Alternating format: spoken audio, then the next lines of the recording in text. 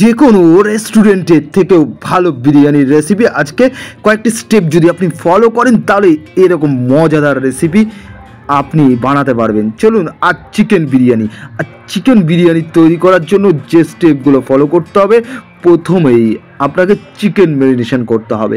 Chicken marination জন্য লাগবে লেবু আর কিছুটা লবণ।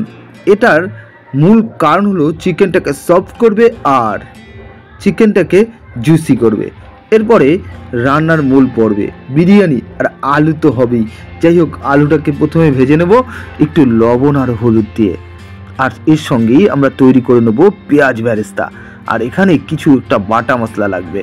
বাটা মশলা লেগের জন্য দিলাম কাঁচা লঙ্কা, আদা, রসুন, কিছুটা পেঁয়াজ, শুকনো লঙ্কা আর কিছুটা ধনে পাতার ডান্টাল। এগুলো দিয়ে একটা মিক্সড পেস্ট বানিয়ে নেব। লাগবে অল্প একটু জিরে, ব্যাস এগুলো দিয়ে ভালো করে পেস্ট বানিয়ে নেব। এরপর লাগবে পেঁয়াজ বেরেস্তা তৈরি করে নেওয়া হচ্ছে।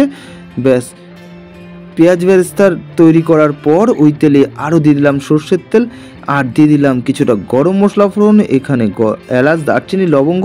তারপরে দিয়ে দিলাম পেস্ট করা মশলাটা, তারপর দিয়ে দিলাম কিছুটা টমেটো আর দিয়ে দিলাম ফেটানো টক দই।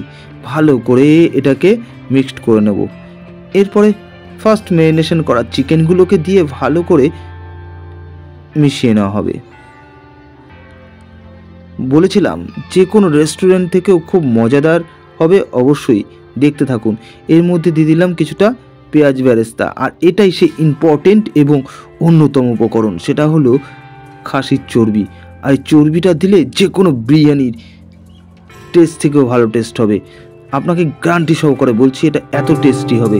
যাই হোক, এইবার আমার রান্না তৈরি, মাংস আর আলুটা রেডি হয়ে গেছে। এবার রাইস প্রিপারেশনে প্রথমে জল গরম করে তার মধ্যে পরিমাণ মতো লবণ দেওয়া হলো আর এলাচ, দারচিনি, লবঙ্গ দেওয়ার পরে সেটাকে ভাত করে নিলাম।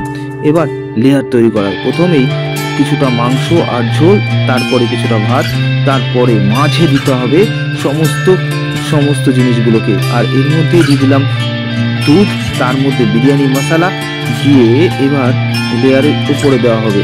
আর এর সঙ্গে দেওয়া হবে পেঁয়াজ বেরেস্তা। ব্যাস এবার দিয়ে দেবো গাওয়া ঘি। এই গাওয়া ঘিতে আলাদা টেস্ট আনে আর রান্নাটা পুরো কাঠে হবে, তাই স্বাদটাও আলাদা হবে। যাই হোক, এবার ঢাকনা লাগিয়ে উপরে দিলাম কাঠকয়লা। ব্যাস প্রায় 20 মিনিট দম, আর দম কমপ্লিট করে দেখুন কি ডিলিশিয়াস বিরিয়ানি হয়ে গেছে। এর গরম ভাতের সঙ্গে জাস্ট জমে যাবে। দেখুন দেখতে যেমন ডিলিশিয়াস হয়েছে আর খেতে অসাধারণ। একদম গ্যারান্টি সহকারে বলবো, এভাবে যদি আপনি তৈরি করেন যে কোনো রেস্টুরেন্টকে হার মানাবে। আজকে এই পর্যন্ত, দেখা হবে খুব তাড়াতাড়ি নতুন ভিডিওতে।